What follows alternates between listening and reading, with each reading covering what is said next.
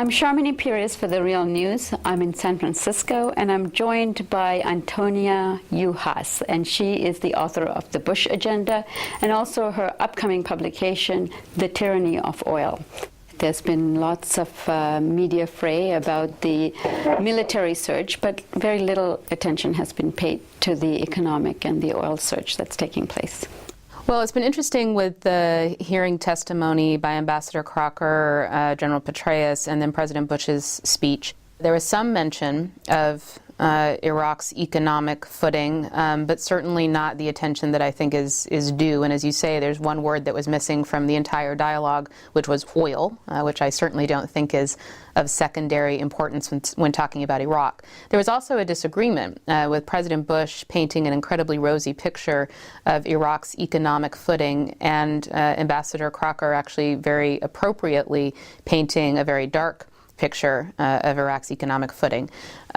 What wasn't talked about is the role of U.S. corporations, the role of the Bush administration's economic planning that has led to just a complete reconstruction debacle in Iraq, a complete lack of provision of electricity, of basic services.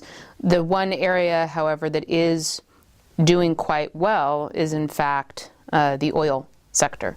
Now, what are the negotiations that are going on in terms of the economic agenda?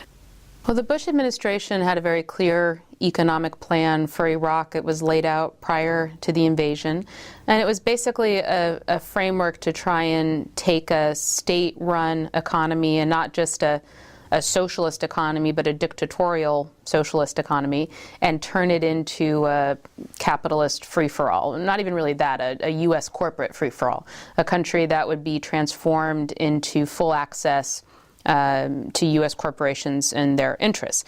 And there were two frameworks that were set in place. The first was the economic invasion laid out in Paul Bremer's 100 Orders, where Paul Bremer, the head of the Coalition Provisional Authority, the U.S. occupation government of Iraq, came in and for 14 months just rewrote Iraq's laws with the flip of his pen, and put in place basic neoliberal economic policies that transformed Iraq from a country that was essentially closed to foreign business to one where U.S. corporations were given first dibs on everything. And that economic restructuring was put fully into place. That opened the door for the reconstruction contracts, which were the Bechtels and the Parsons and the Shaws and Perini.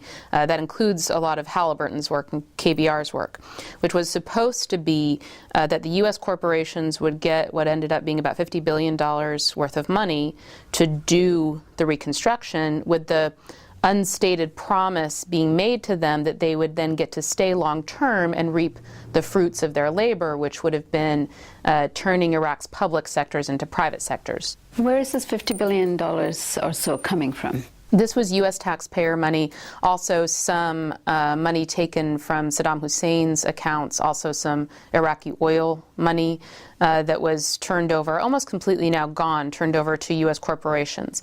And this was meant to be for rebuilding: water, electricity, sewage, roads, schools, hospitals. That money has been paid out, and even by the U.S. government's own accounting, about less than half, in most cases, of the projects that have been assessed are complete.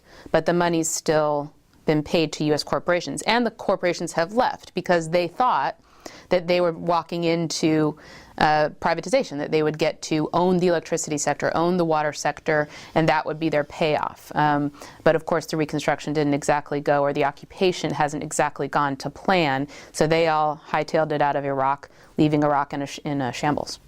What are some of the impediments that the corporations were facing? What are some of the stumbling blocks? The U.S. occupation of Iraq and the Iraqis. There was a sort of agreed-upon hypnotism that happened among the neoconservatives in the Bush administration and the U.S. corporations that I would say, because the Iraqis were willing to suffer the dictatorship of Saddam Hussein, that they would be willing to suffer the dictatorship of the United States government, and the Iraqis were not. And the Iraqis have resisted. And the sort of vision of U.S. corporations that if they went in and took their time and took advantage of these very lucrative U.S. contracts and built very, very sophisticated, very, very expensive systems and got paid lots and lots of money for it, that then when things settled down, they would get their payoff. And things, of course, didn't settle down. Iraqis don't want the occupation and haven't wanted it. Luckily for the corporations, they could leave. The Iraqis are stuck there. The one area that was left out of the Bremer orders was the oil sector. Now, there were definitely those within the Bush administration, among the neoconservatives, that wanted Bremer to, with his pen, privatize Iraq's oil, take it from a nationalized system to a privatized system, and just do it under the United States authority. I think saner minds prevailed, and my guess is that those saner minds were actually within the boardrooms of U.S. oil corporations, who knew that the Bremer orders were illegal, and not only were it's illegal under international law for an occupying government to fundamentally alter the economic policies or the political policies or the laws in general of a country that it occupies. So the Bremer orders were, questionable at best and probably illegal. And the oil corporations wanted to get Iraq's oil, but to own it and have it be secure that they owned it. And so Bremer essentially didn't touch the oil sector. What the Bush administration did instead was to get the new government put in place and get the new Iraqi government from the beginning to start working on passage of its own law, whereby the Iraqis would themselves change their oil industry from a nationalized model to a privatized model. The new Iraqi government would sign the contracts, and the oil companies would now, all on the up and up, have 30-year-long contracts by which they owned and controlled Iraq's oil under the ground. That's the longer-term vision. I would say the far more important vision is the handover of the oil, and the handover of the oil through the passage of this law.